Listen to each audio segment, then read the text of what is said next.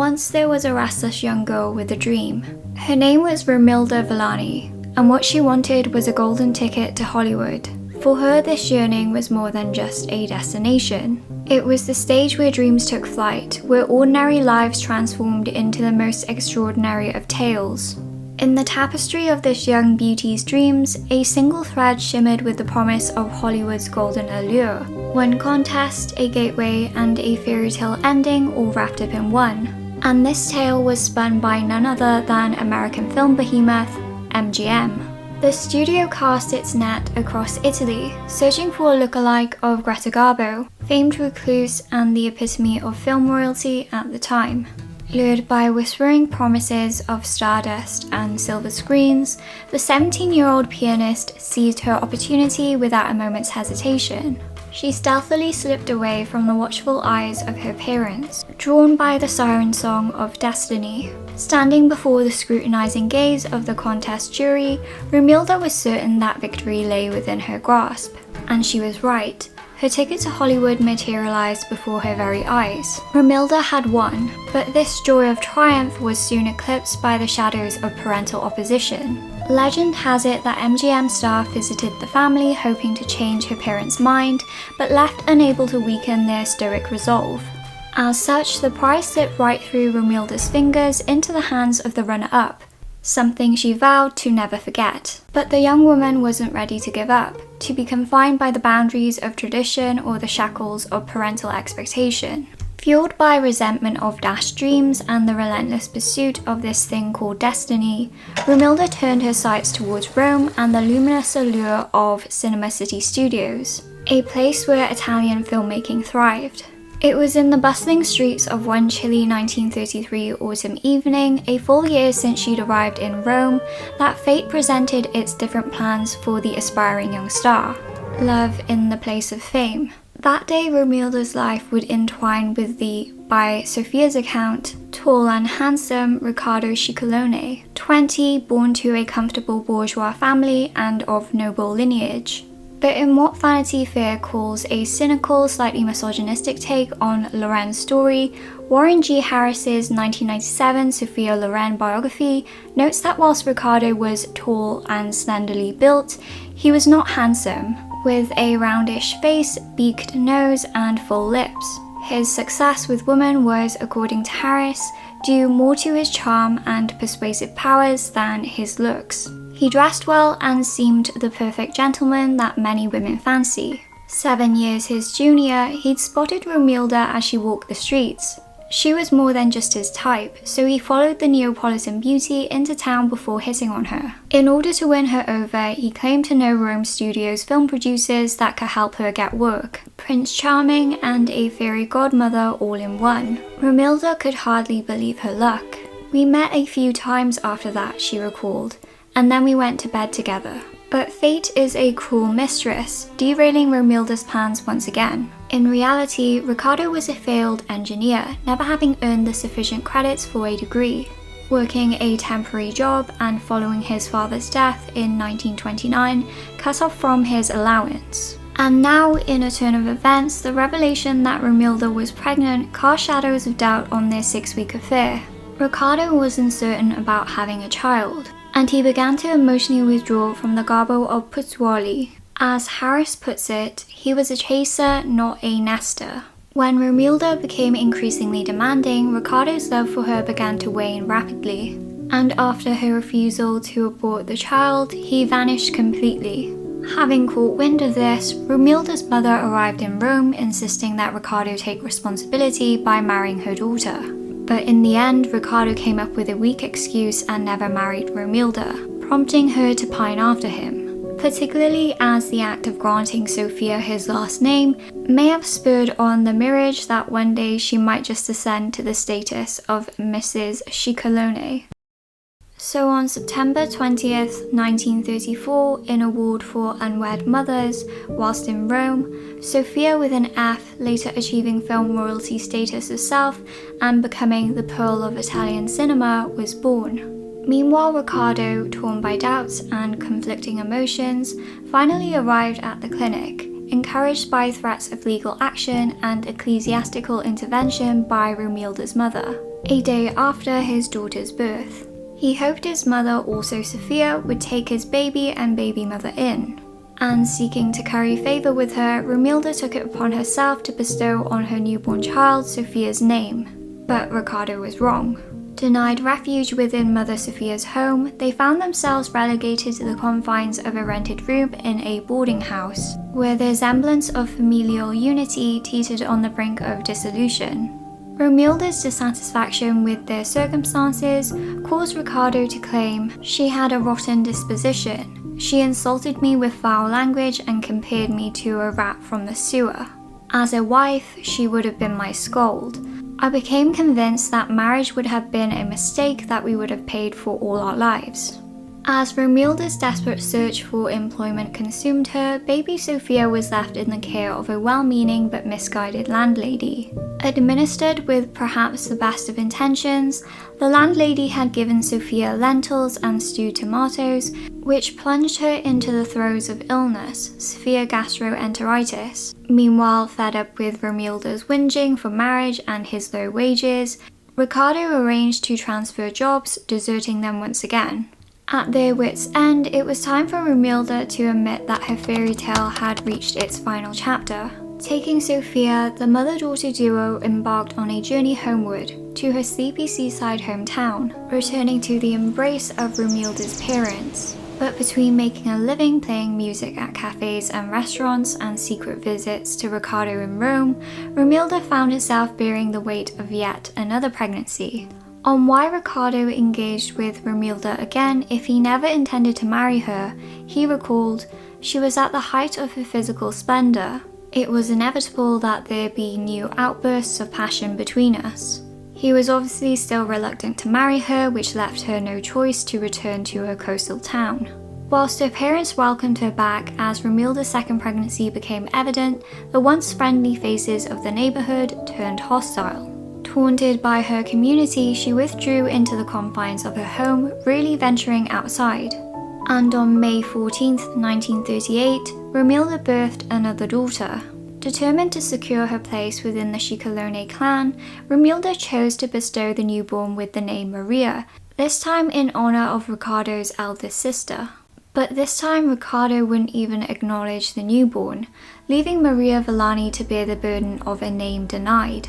It wouldn't be years later until Riccardo would resurface upon hearing of Sofia's newfound earnings from Aida, that his eldest daughter would surrender a sizable amount of her earnings without hesitation in exchange for a single token, a name for her sister. It was this that allowed Maria Villani to transform into Maria Scicolone, which granted her the gift of an education unburdened by the weight of shame. As unlike Sofia, a birth certificate bearing uncertified parentage and the phrase "father unknown" would not only have saddled Maria with social ostracization, but potentially denied the opportunity for education within a state-funded Catholic school system. The agreement would incense Riccardo's wife, who vehemently opposed legally having another stepdaughter. So much so that in 1955 she convinced her husband to take legal measures in hopes of revoking Maria's claim to the family name. The court ruled in Maria's favour and also backfired on Riccardo's wife. Embarrassingly, headlines revealed that she had been employed as a cinema usher where some of Sofia's films had premiered. Riccardo remained an elusive figure in Sofia's household, never residing with them, yet her mother was desperate to reconnect, grasping at any opportunity to bring him back into their lives. Driven by the hope of reconciliation, Romilda employed every conceivable strategy. In one bid to coax him into visiting, she sent Riccardo a telegram claiming Sofia was gravely ill. At the age of 5, this was the first time since being a baby Sofia had seen her biological father. But these bids weren't enough, as Riccardo would wed Luisa Revolta in 1942, with whom he would have 2 children. Sofia recalled in her 2015 autobiography, Yesterday, Today, Tomorrow, My Life, that at some point Riccardo arrived in Romilda's hometown to announce his impending marriage. And when little Maria entered the room, he greeted her with disdain, asking mockingly, "And who's this?" knowing full well who she was. Harris's account has no mention of an in-person meeting, but alleges that Riccardo was actually trying to dodge responsibility of marriage with Louisa. According to Harris, he even went as far as asking Romilda for help, sending a telegram threatening to marry Louisa unless she responded. He may have expected Romilda to assert a claim on him that she had a prior right to him becoming her husband, which could force Louisa to accede to Romilda's claims and then somehow weasel out of marrying either of them. But Romilda's feelings for Riccardo, at least during that time, had soured. She informed him of her disgust and that he could marry as he pleased. So in the end, Riccardo succumbed to the pressure from Louisa's family and married her so that their son could be born legitimate. As a child, Sofia was incredibly shy and introverted, partially influenced by her mother. Tall, blonde, and vivacious, but most of all, unmarried. It was customary in Italy, especially for the time, to adhere to the religious moral tenets of Roman Catholicism.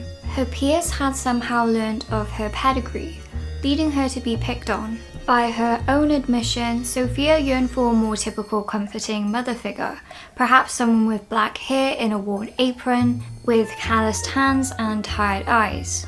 Sofia often prayed she wouldn't come pick her up from school, which was overseen by nuns, fearing scrutiny from her peers. Despite her attempts to blend in, Sofia's complexion and slender frame would earn her teasing and the nickname Toothpick.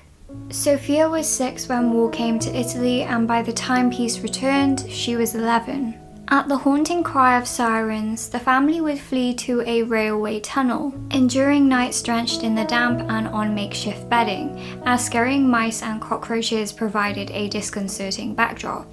Naturally, Sofia's autobiography did not delve into the persistent claims and rumours mentioned by Harris that during the war, Romilda worked as a working girl. Harris wrote that Romilda had allegedly been hustling in Naples since the war started, shifting from a German to an Allied clientele when the command changed. The truth about Romilda Villani may never be known, but even if she did as alleged, who is to blame her? Romilda did allegedly receive several marriage proposals from American GIs. With relatives already in the US, the prospect of a new life in America appealed to her very much.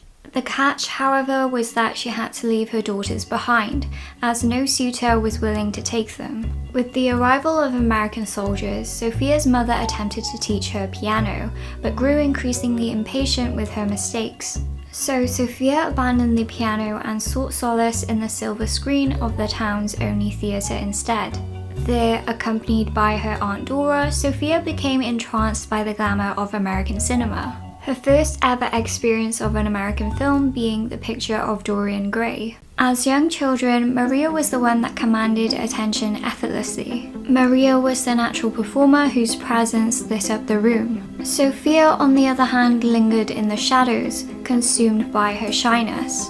But one day this would all change. Sofia wrote, "Amidst the turmoil, a transformation stood within me, a burgeoning desire to articulate the whirlwind of emotion swirling within, like an ugly duckling shedding its feathers to reveal a graceful swan." Her mother recalled that, at 13, like a miracle from God who wants to help you, she began to bloom slowly and naturally like a flower and became beautiful. According to Sofia, her transformation took 18 months. Blossoming much later than her peers, Sofia was caught off guard by the admiring gazes and whistles of boys as she strolled down the streets. Whilst the boys at school became entranced, it was actually her physical education instructor, having watched Sofia do calisthenics for weeks, that confessed his admiration first. One day he detained her after class to declare that he was madly in love with her. "He had blonde hair and marvellous blue eyes," she said of him. "I laughed at his marriage proposal and sent him off to see my mother." Then one spring afternoon, he appeared at their doorstep asking for Sofia's hand in marriage. He told Romilda, "I have true feelings for your daughter. I have a house and I even have a steady job. If you were to agree, we could marry in September." Sofia's mother insisted she was too young and told him to go home and take a cold bath. Regarding her newfound maturity, one of Sofia's school friends recalled that in this twist of fate, Sofia, who was once ignored and shunned by her peers, now had an aura which commanded their attention and left them spellbound in her wake. She explained, "She demonstrated and we all copied. No matter what she wore, she always made it seem as if it had come from a boutique. She always wore very full skirts and tight blouses.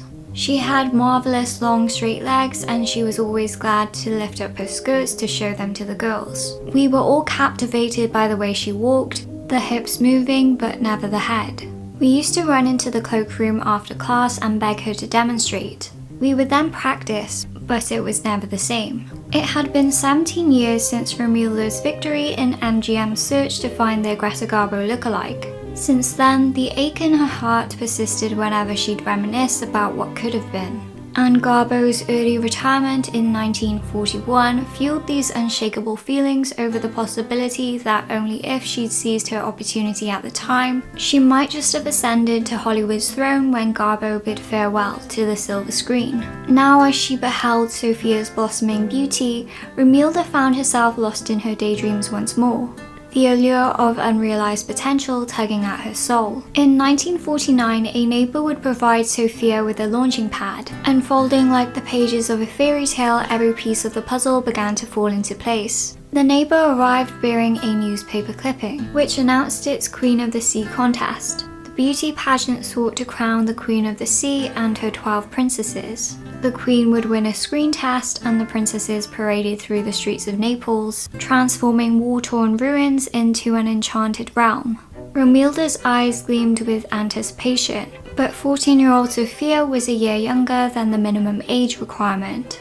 Determined not to let this opportunity slip away, her mother insisted on entering her anyway, figuring that no one would question Sofia's age given her development. Sofia expressed that her mother was like a fairy godmother who, against all odds, gets Cinderella to the ball. Even Romilda's mother dared not to object this time. But with their pockets nearly empty, panic ensued.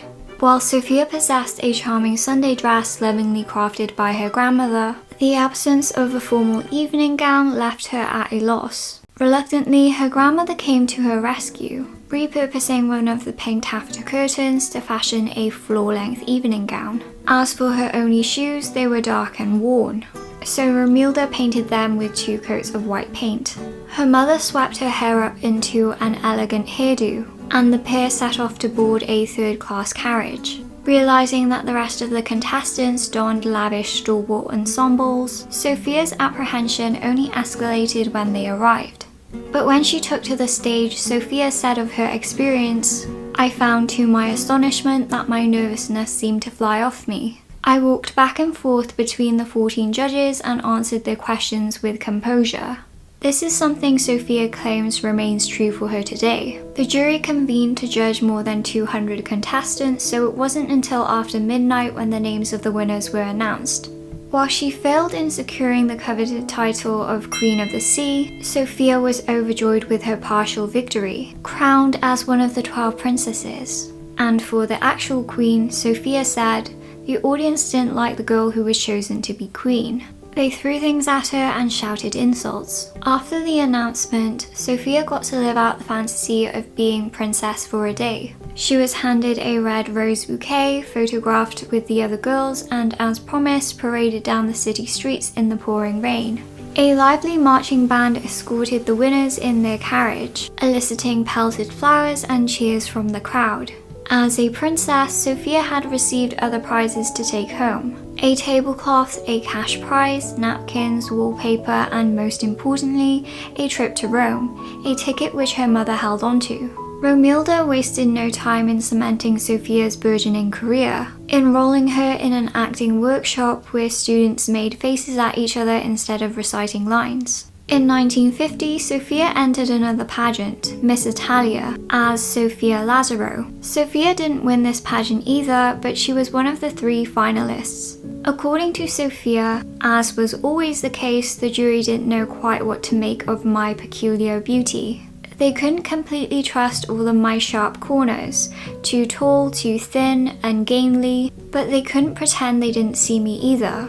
Too provocative to be awarded the grand prize, The jury carved out a special category for Sofia, awarding her the title of Miss Elegance. Though Queen of the Sea and now Miss Italia hovered just a touch out of reach for Sofia, her pageant photos began circulating to film and photo-romance producers. In the meantime, Sofia's acting professor had secured her minor roles in films like Bluebeard's Six Wives and Hearts at Sea. But it was his mention of MGM's search for extras in Quo Vadis, an ancient Rome film epic, which gave Sofia her first real brush with Hollywood. When Sofia went home to tell Romilda, she immediately seized the opportunity with her decision to relocate with her daughter to Rome. The cash prize and ticket from Sofia's pageantry win were enough to help them relocate, but Romilda figured that they couldn't handle the expenses of taking Maria.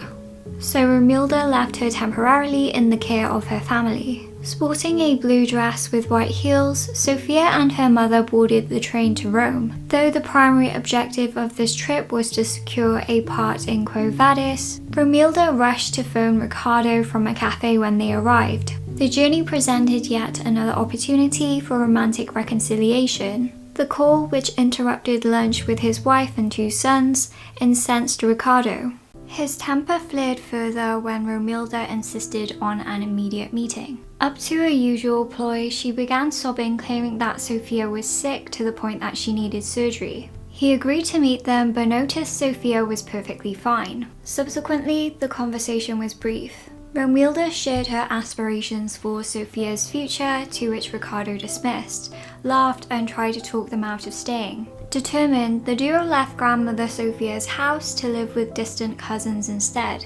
In May 1950, Sofia and her mother arrived outside Cinema City Studios. Sofia wrote, "It looked as though the entire Roman army had camped outside the entrance. The director of Quo Vadis had all of us would-be actors parade by, so that he could choose the most promising faces. My mother had told me to always answer yes in English, whatever the question might be. The director called Sofia forward. Every question he asked her, Sofia would answer back with yes, even when the question warranted a different answer, like what's your name or how old are you?" Sofia explained. The director burst out laughing.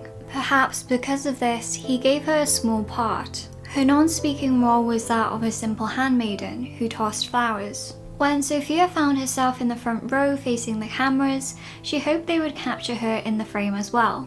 They did, and the brief shot earned her approximately $80. The amount was worth 2 whole weeks of food. When the cash dried up, Romilda's confidence faltered.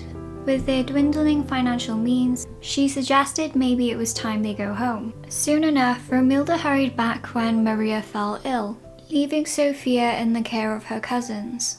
In the meantime, Sofia's name had aroused curiosity in the realm of photo-romances. Noticed by the director of a photo-romance magazine, Sofia's introduction into this realm allowed her to make enough to continue living in Rome. These photo comics are thought to originate from 1940s Italy, with the genre flourishing in the 50s. Instead of illustrations, photo-romances, as the name suggests, featured real photographs of either people or dolls. Despite their popularity in Italy and Latin America, photo-romances failed to gain significant traction in the United States. For aspiring actors, photo-romances were like a rite of passage, granting exposure and also acting as an opportunity to perform in front of the camera. Gradually, Sofia began attracting attention. Carlo Ponti, a successful film executive, was already in his 20s by the time Sofia was born.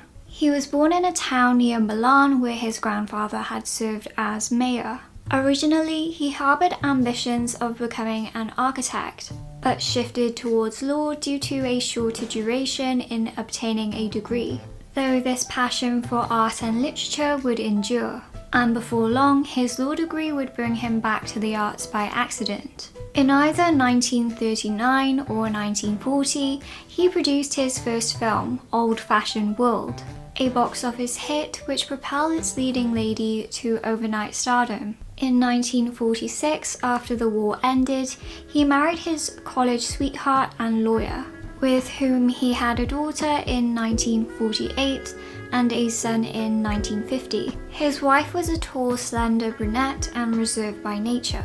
Carlo, in contrast, was an extroverted night owl, frequenting restaurants and nightclubs until the early hours. Not long after, Carlo relocated to Rome, quickly establishing a production company. And one evening in 1951, he was serving as a judge for a beauty contest, held in an outdoor restaurant overlooking the Colosseum in Opium Park. Sat at one of the restaurant tables was 16-year-old Sophia Lazaro, chaperoned by 2 young men. In the Northeastern Dictionary of Women's Biography, Sophia explained that Carlo saw her sitting at a table with friends and sent her a note via a waiter, asking her to join the contest. Sophia was hesitant, but her friends insisted, pointing out that this might be her big break. Sophia ended up joining the pageant, but as always came in second. However, aside from the usual prizes, Sophia had also attracted the attention of Carlo, then a 39-year-old film producer. The attraction was mutual, as she claimed it was love at first sight for the both of us. When Carlo introduced himself, possibly in an attempt to impress her, he made sure to tell her he had scouted some of her favourite stars. During their stroll in the Rose Garden, Carlo proposed that she visit his office for a screen test. The next day, she arrived at Carlo's luxurious office. During his break, Carlo took Sophia to a theatre next to his office to do the screen test. I felt totally incompetent, Sophia recalled, and the camera operator seemed to agree with me. Considered an unconventional beauty, especially for the time, the operator told Carlo, "She's impossible to photograph. Her face is too short, her mouth is too big, and her nose is too long. Too much of everything." Every attempt, Sophia claims, was equally disastrous. During the test, a makeup artist came to reassure Sophia, telling her what they're saying is nonsense. All they need to do is change the lighting so that the shadow cast by your nose will be shorter. Nonetheless, the following day, Carlo invited Sophia to talk about the results. He agreed it was terrible, but tried to soften the blow by blaming most of the failure on lighting and makeup she applied herself. The right lighting and makeup could do wonders, he insisted. But then came the suggestions. Even the gauntest of faces look fuller on camera, he claimed. So Carlo suggested she could lose some weight, and then he opened his mouth to sheepishly utter, "Sophia, have you ever thought about, softening your dominant profile?" Sophia was very upset, to say the least, and refused all of Carlo's suggestions, both dieting and, as she puts it, slicing off a piece of my nose. On reflection, Sophia said later in her memoir that, "I knew perfectly well that my beauty was the result of a lot of irregularities all blended together in one face, my face. Whether I won or lost, it was going to be in the original version." Sophia doesn't mention what happened next, but Harris's biography tells that Carlo thought she was nuts. As per Harris, with so many other aspiring actresses to choose from, he wished Sophia luck with her career, and that seemed to be the end of it. Although it wasn't, as the pair later became seriously involved when Sophia was 19. Sophia returned back to the realm of modelling for Fotoromances, and with little help, landed small parts in screwball comedies. It's Him Yes Yes and Milan Billionaire. Unclothed in the former, as described by Harris, it's speculated that this prompted Carlo to consider Sophia for another screen test. These screen tests reportedly led to an informal agreement between the pair, wherein Sophia supposedly confessed, "I did not ever sign a contract with Carlo. He told me, I personally am going to give you a certain amount of money each month, and I am going to take care of you in the film business." And so Carlo set out on a quest to shape Sophia into a leading lady, first enrolling her at the National Film School, where she refined her acting skills as she simultaneously shared her Neapolitan accent, and subsequently instructing her on interview techniques and mastering the art of fashion through the cultivation of her own sense of personal style.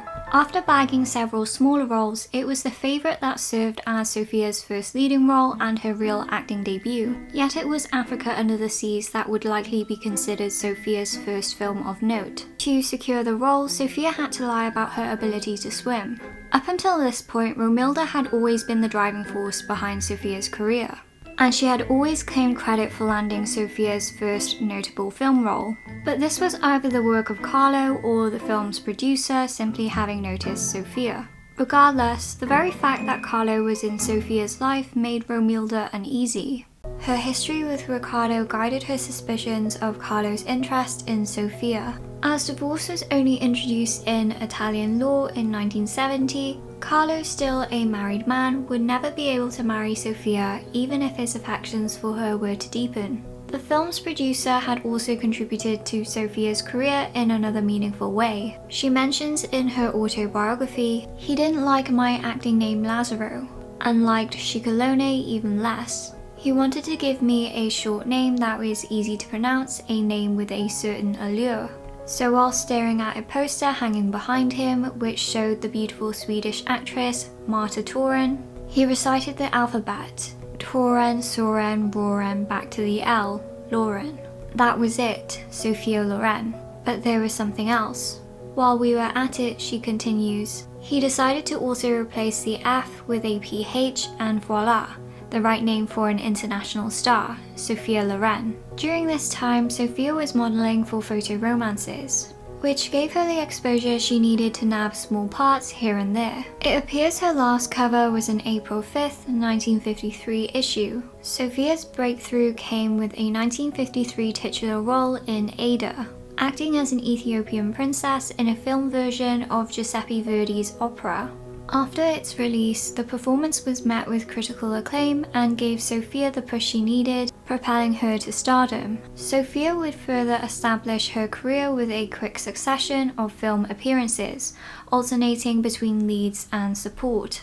Then, 19 years old, Sophia met Italian director Vittorio De Sica at Cinema City Studios. Vittorio is widely regarded as one of the most influential filmmakers of all time, particularly for his contribution to the Italian neorealism movement. His groundbreaking films such as Bicycle Thieves are celebrated for their realistic portrayal of everyday life and social issues, securing him 4 Academy Awards. Although the director would not remember this first encounter, Vittorio, Sofia, and film actor Marcello Mastroianni would become a cinematic trio made in heaven. Vittorio would cast Sofia in his upcoming film, The Gold of Naples. Sofia recalled, "I remember my first day on the job. In February 1954, it was freezing cold. Vittorio would become a strong influence in my life. He and I would work together for the next 20 years. And another 13 movies. He found me characters that were most suited to my personality." On the set of Too Bad She's Bad, Sofia met Marcello Mastroianni, 10 years her senior. They connected immediately and would continue starring opposite each other in over a dozen films, forging a bond which lasted their lifetime.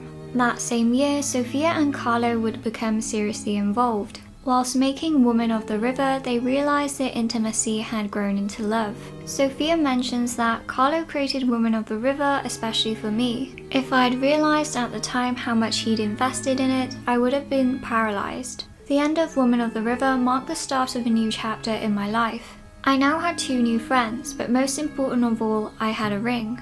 The very last day of shooting, Carlo came to set with a small leather case. During a break, he took me aside and handed it to me without saying a word. I opened it to find a diamond ring. It was a silent, luminous, timeless moment. We never talked about our relationship. I rushed off and burst into tears of joy. But when she showed it to Romilda, she was not happy. "What are you up to?" she asked. "Can't you see he's married, has 2 children, and is 20 years older than you? Back out while you still can and make a life for yourself."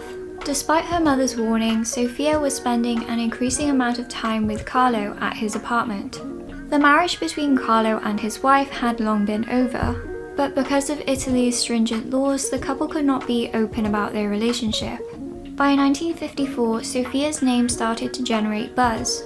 When Sofia stepped in to take over the role of Donna Sofia from Gino Lollobrigida in Scandal in Sorrento, media speculation swirled about a rivalry brewing between Gina and Sofia, a rumor which both actresses have denied the existence of, despite the occasional competition for roles and attention from the media.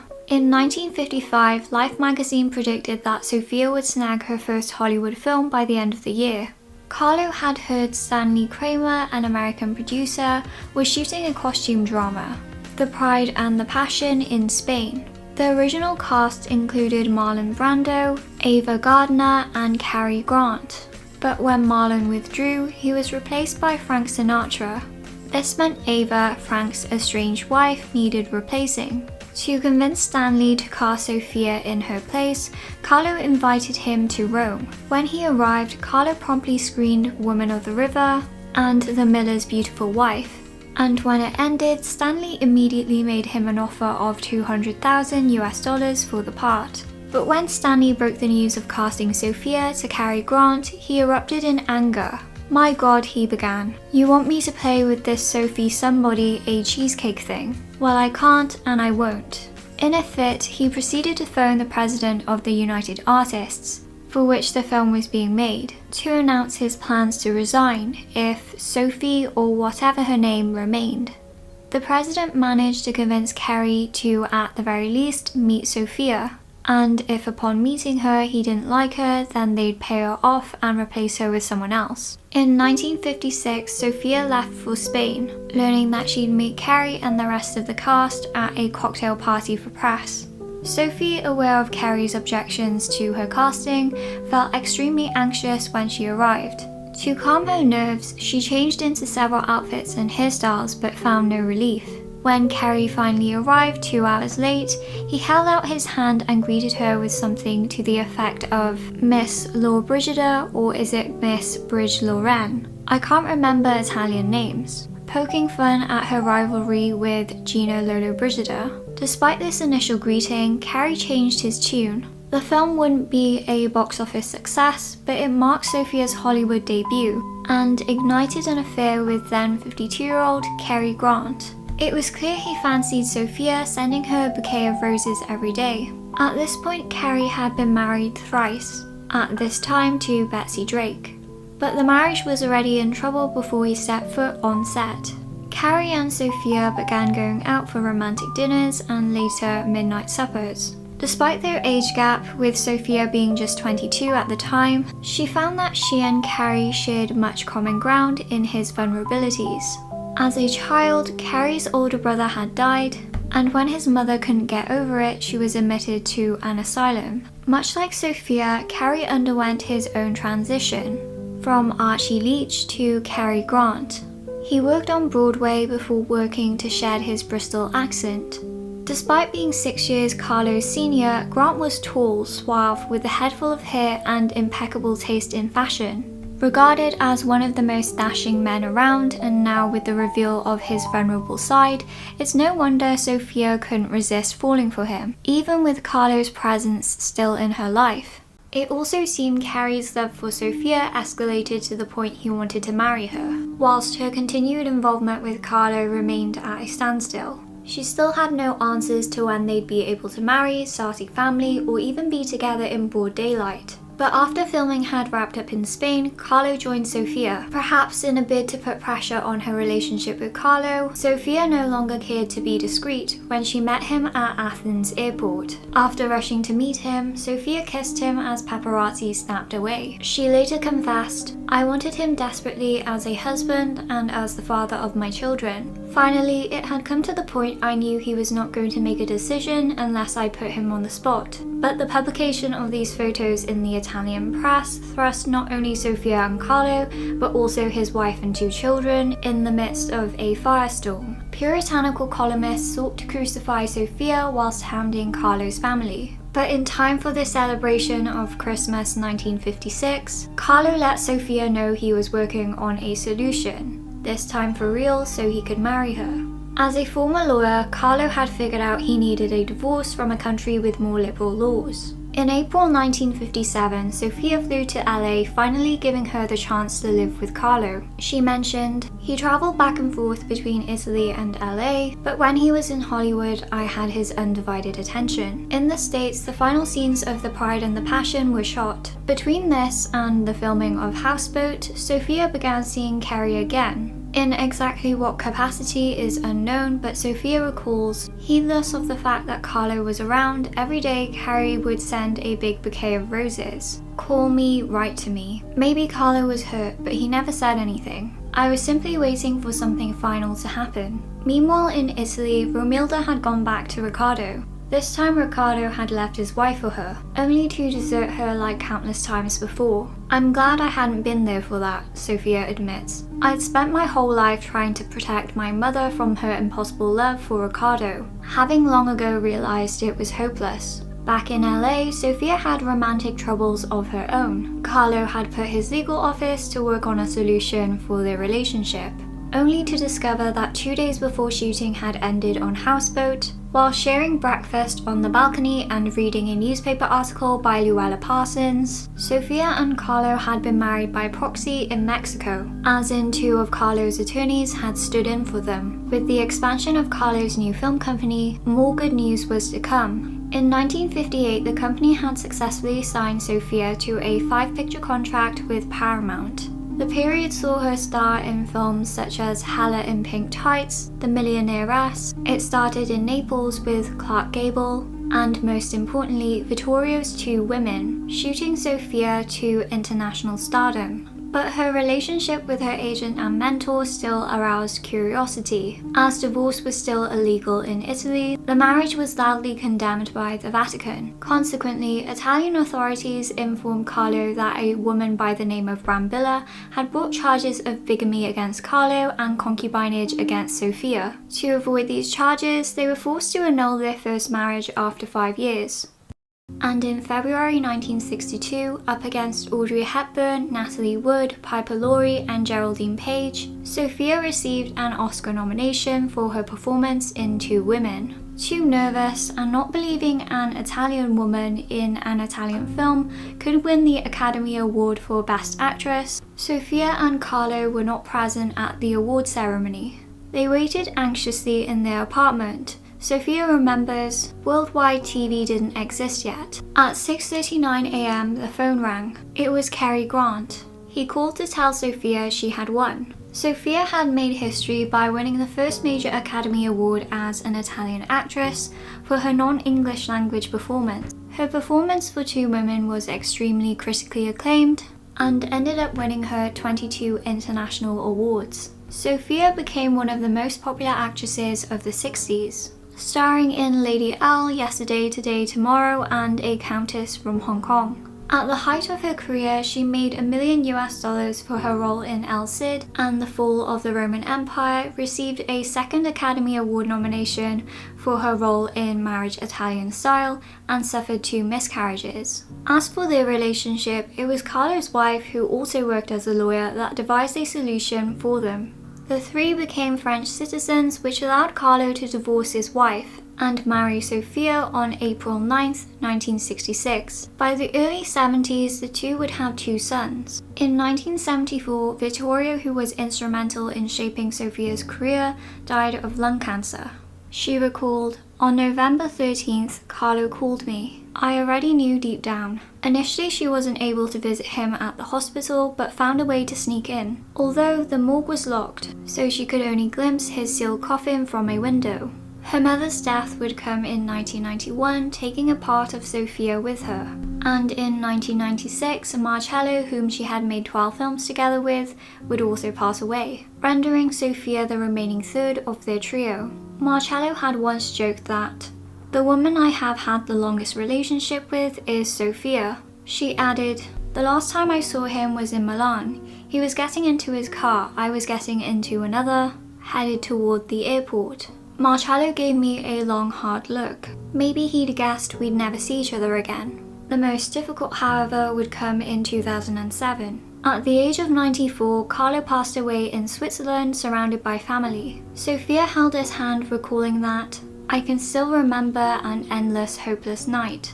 Every morning when I wake up, I struggle to believe that Carlo is no longer here. I search for him in every corner of our house. I find him in our children's voices, in the expressions of our grandchildren, who have meanwhile arrived to brighten my days.